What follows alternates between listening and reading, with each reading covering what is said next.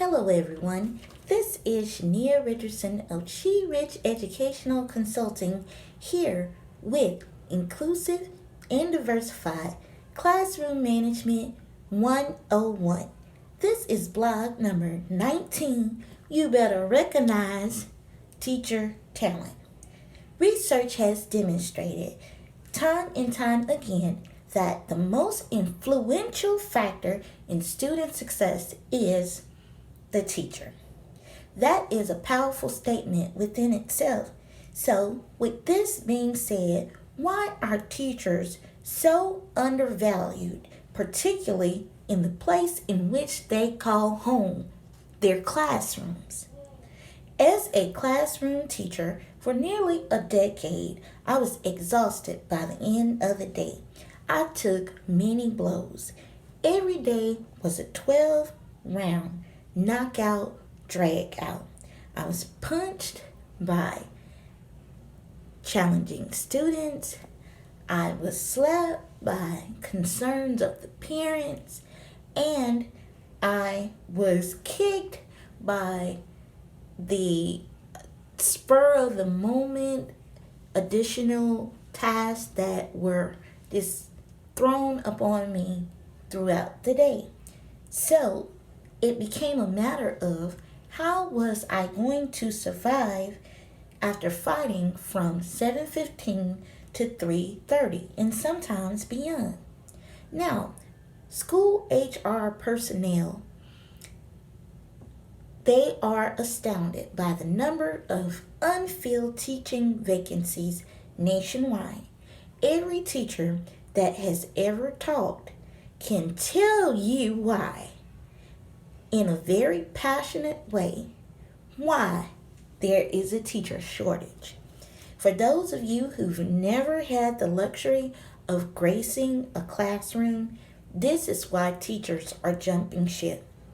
Lack of support from the administration. If the teacher is the most influential factor in student achievement, then the principal is the most influential factor towards teacher success. Just enough to make ends meet, wages, tireless planning and grading, irate parents, challenging students, and fluctuating legislation are all givens. We teachers understand that these things come with the territory. However, we answer the call anyway. Teachers are unique creatures in that we're a spindle of genius and insanity rolled into one spool.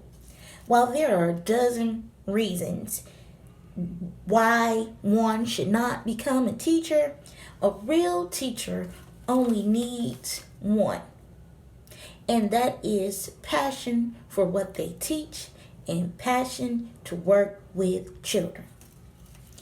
However, even though we understand that teaching requires a bit of reflective action, immediate action, then the thing that teachers do not need to worry about is mismanagement of the administration and ineffective leadership. So maybe you're thinking, I'm a great school leader. This does not apply to me. Well, let's see. Here's the question. Do you have an overwhelming turnover rate every year? Well, if you do, then it may be time to re-strategize the way business is handled. Since I've brought the thunder, the lightning, and the pouring rain, I have a safe place for you to enter now, school leaders. Come, let me show you the way. Just recently, I was introduced to a book called The Go-Giver, a little story about a powerful business idea by Bob Berg and John David Mann. And even though the book is about entrepreneurship and business in the corporate sector, the principles are relevant to school leaders with regard to retention of teachers and recruitment of highly qualified staff. In this book, there are 5 laws to stratospheric success, meaning success above standard, over the moon, amidst the stars type of success. I'm going to share these laws and how they relate to successful and effective leadership. So here we go. The first law is the law of value. This law states that an influencer, a leader, you must understand your value and your worth in the context of your school. Educational leaders, you are the product and you are the service. It has been my experience that some leaders govern through fear and intimidation, threatening the power of the pen. If you operate this way, it is because more than likely you have been threatened or you have been intimidated in this way. So what happens when this toxicity starts to spread? You create a task force of teachers that eat the students, replicating the patterns of the leadership. So the principal eats the teachers and the teachers eat the students. And by no means does threatening or intimidating create an atmosphere of respect and productivity. And the effects are very temporal in that when the leader looks away, the subordinates will do otherwise. They will only perform in the presence of the administration just to escape the immediate consequences. Additionally, governing this way to gain compliance does not demonstrate effectiveness because you are not embracing your best self, your best value, who you are and what you have to offer the organization. The second law is the law of compensation. This law illustrates that you will only gain what you have sown. You can't plant onions and expect to grow a field of lilies. When most people hear compensation, they immediately think of money. But I want to challenge the notion in terms of how much value are you willing to share? How much product or what is the level of service that I get when I get you as a school leader? Now, you may be thinking, well, I heard you say compensation, so what do I get when I'm done sharing my time, loyalty, dedication, and resources? Simple. You get more loyalty. You get more dedication. You get more resources. Here's my point in case you're lost. You see, you don't just plant one apple seed and get one apple. You plant one apple seed and gain a tree that's full of apples. And within each apple, there are even more seeds. So you can have as many trees as you want to have, as long as you're willing to plant the seed, groom the seed, water the seed, protect the seed, and value the seed, i.e. teachers. As an educational leader, if you plant the seed, work with the staff wherever they may be. Everybody is on a different level. But if you plant, you work with them at whatever level they may be. You water the seed, and that comes by sharing wisdom, training, and professional development. You give the seed sunlight, and that involves acknowledging the achievements of your staff, small and large. You protect the seed. You cover the sprouts in the winter. Now, covering has to do with, okay, let's find a solution for the area you need help in. Maybe I need to model, or I will pair you with a mentor teacher that will show you the ropes. You cover the seed. Okay? And the seed will have growth spurts in the spring. And they may start leaning because they're adjusting to the growth spurts. So just like how you stand up a tomato plant with a stake and your ropes, you do the same thing with your teachers. You put a stake in it and you tie the plant with ropes as it continues to grow, to guide it to grow upright. Now, also, supporting your seed means that you're not overly critical. You did good, but you're leaning a little much to the left. You did great, but you're leaning too far back. So we're not going to be overcritical, and we're going to provide solutions to problems. We're not going to complain. Instead, we're going to take action. In previous blogs, I have expressed that teachers should never assume that students are deliberately choosing to be a failure. Assume that same thing about teachers. Assume that every teacher is not choosing to be a failure, that they merely lack the tools necessary to be a success. Moving on to the third law is the law of influence. This law examines how success is measured by impact. The ability to influence has greater impact than any monetary gift that can ever be offered.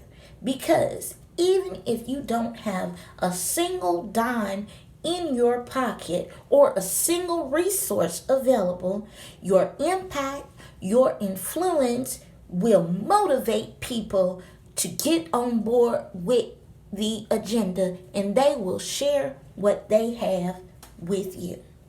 Now, this is crucial to this third law. You cannot have a self-serving agenda. Some leaders misconstrue clout and leverage as impact and influence. Well, these words are not parallel. When you stand in nobility for the greater good of all, people will develop an intrinsically motivated response. Just like in previous blogs, I explained why rewards and treats have temporal effects. And that is because your followers are conditioned to respond to your reward and your consequence. And once that reward can no longer be provided, then the behavior that you desire, it ceases. And in a natural flow of the consequence and reward cycle, you resort to discipline or consequence to gain clout and leverage.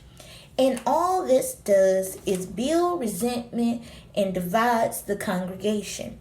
Hence the perpetual cycle of the rotation effect. We're moving all the old people out and new people in. And as long as this rotation continues to happen, there will be gaps in student learning, because no seed has had time to take root and grow and develop and prosper. Got me? Okay?